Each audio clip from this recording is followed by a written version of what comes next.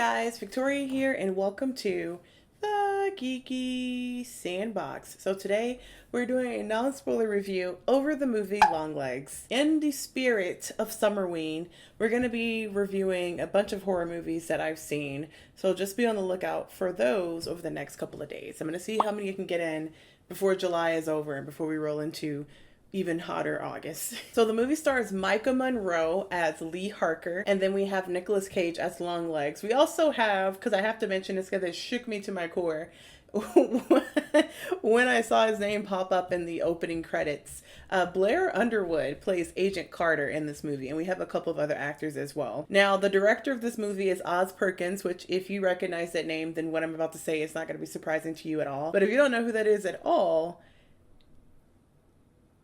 is behind Legally Blonde.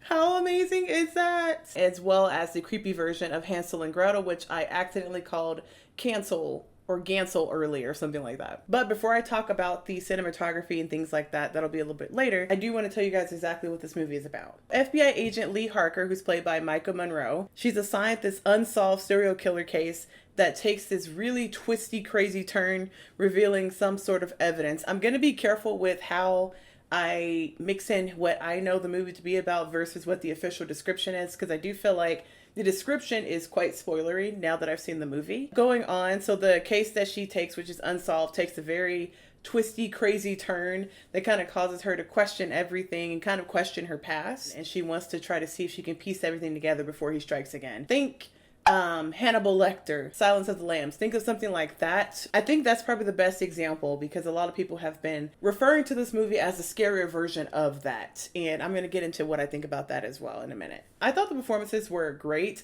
I do feel like I have this thing with Nick Cage where I like Nick Cage. I've definitely grown to like him over the last few years. But I do feel, is anybody a fan of Face Off? But, of course, he has other gems under his belt as well. I do feel like I have that problem sometimes when I'm watching a movie and Nicolas Cage is playing a character. I'm watching Nicolas Cage play a character. It's because he's such a big name. And I always call it the Will Smith effect. If you guys have been watching this channel for a while, you know that. It's the Will Smith effect where I know I'm watching Nicolas Cage because he's larger than life. Even with Renfield, where he played Dracula, I feel like that movie kind of lent itself for him to be a little bit dramatic and over the top. I do feel like in this one, I would have probably, I don't think he did a bad job at all. I do feel like some of the choices he made him less scary to me. But then there are some moments where I was like, oh my God, that's creepy. Maybe that was his intention to kind of take you on that roller coaster, but I didn't find him completely spooky to me. As for Micah Monroe, I was a little worried at first because the character she plays is very, very reserved. And sometimes when you have a leading protagonist that's very reserved and you don't really learn anything about them, it kind of makes it where you're having a hard time connecting to that character. I think about this movie, the astronaut movie Steven and I saw last year. I'll have to put the name of it right here, and it might have been actually earlier this year in January. We did get some of that with her over time, which I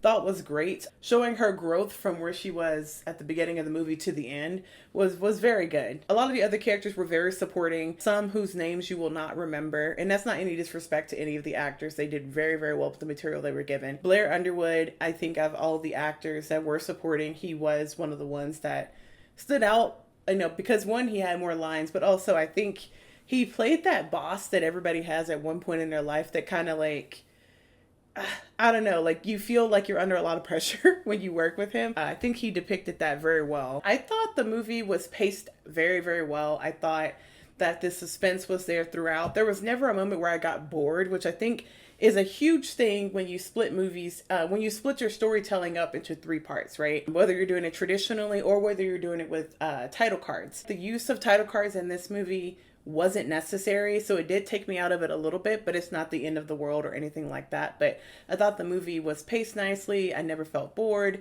I felt every beat that they hit was like perfectly timed, and some of them even surprised me. But yeah, I thought the script was well written. There were a few character choices that I felt like our lead detective that Micah Monroe plays were a bit questionable towards the end of the movie, and it kind of felt like we need all this stuff to happen, so she's gonna do this kind of thing.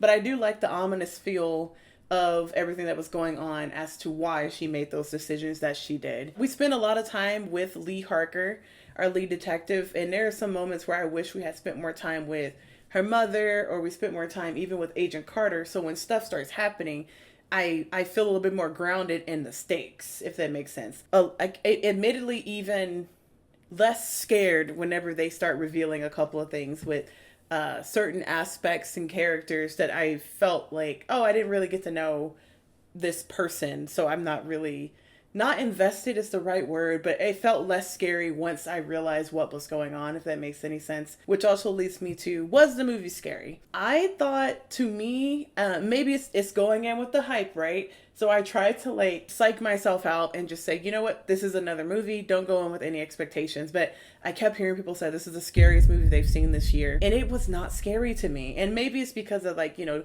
horror floats everyone's boat differently, right? It made me more uneasy and uncomfortable versus scared. And I think that's the vibe I got from my theater as a whole. I felt like we were just all collectively just uncomfortable in a good way. Uncomfortable and also just uneasy and on edge versus being terrified. It kind of played more like a thriller mystery to me, with an element of supernatural or something like that. Like, you can kind of like throw everything into a bag, shake it up, and then like plate it nicely.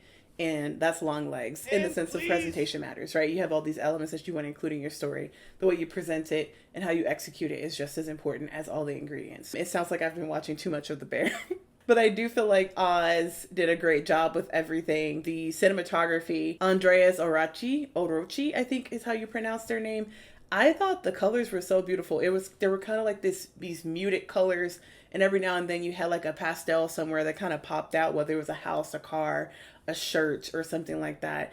I thought the very muted color of like what they were depicting as the 70s to eventually the 90s was interesting. There was something kind of going on with some of the set pieces that they had in the background that I thought was an interesting choice. Kind of let you know what year they were currently in. The costuming, everything really, really immersed you into what was going on. And it also gave you a really good idea of who Lee Harker was. Overall, what do I give this movie? I give Longlegs 3.5 out of 5 geeks. The suspense was great, the characters were great, and I definitely felt uneasy and uncomfortable. But yes, guys, have you seen Longlegs, and what do you think about the movie? And just before you go, if you're new around here, go ahead and hit that subscribe button so you can get more videos like these. And until next time, I will see you guys in the next video. Bye!